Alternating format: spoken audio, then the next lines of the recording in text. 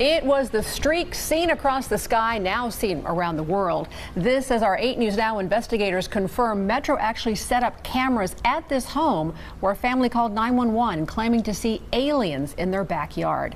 And tonight, a fierce debate is underway about the legitimacy of an alleged UFO crash. Good evening, I'm Janice Valdez. And I'm Brian Loftus. Our 8 News Now investigators reporting about terrified members of a local family who told police they had aliens in their backyard. Chief Investigator George Knapp here to piece it all together. You know, as with all things UFO, the public debate is ferocious and ongoing. Was it all a hoax? Were we duped? Was it all an evil plot, a cover-up, all of the above? We took another look at the hubbub to separate wheat from chaff.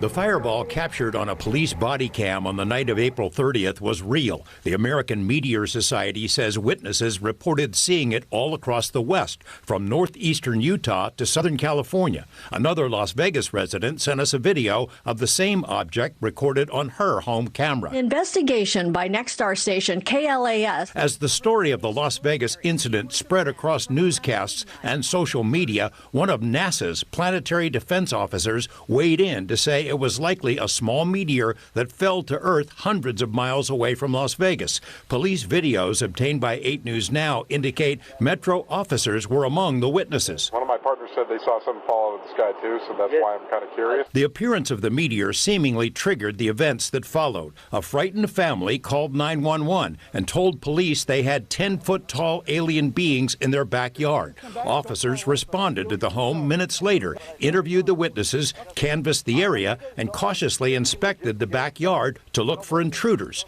One thing noticed by the officers was a circle in the soil. In conversations with us and in a podcast interview, Angel, the main witness, suggested the circle might have been created when an unknown object landed in the yard. Social media sleuths have since pointed out that the circular image has been viewable via Google Earth for more than a year.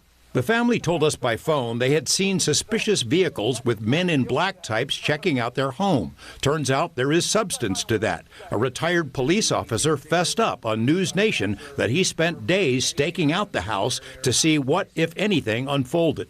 What about those reports that Metro installed a special surveillance camera atop the house, presumably to watch for intruders, human or otherwise, or overzealous media? Turns out that's true as well. Metro confirmed as much in a statement to 8 News Now's David Charnes. The system stayed on the roof for days. What about the Ring camera video with the weird noise? The main witness, Angel, intimated to us the video was recorded by one of his neighbors, and the audio was from the April 30th UFO crash. It wasn't. The security camera video was recorded in mid-April, according to the man who first posted the clip. He doesn't want his name used, but says the recording was from a fireball that passed over his home in the southwestern part of the valley 2 weeks prior to the alleged alien encounter. The family declined to be interviewed by us, but members have spoken elsewhere and stick to their claims of seeing aliens in the backyard. Dozens of people on social media have analyzed and dissected the images with various claims of aliens spotted in the shadows. Police do not believe this was a hoax call, which could be a crime if done intentionally. In the fervid swamp known as UFO world, our coverage of the story was itself seen as a dastardly plot to distract attention away from a prominent whistleblower named David Grush, who stepped forward around the same time.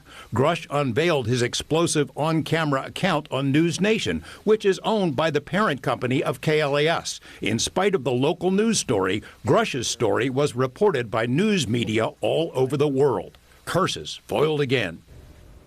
All right. So what do you make of this whistleblower, David Grush?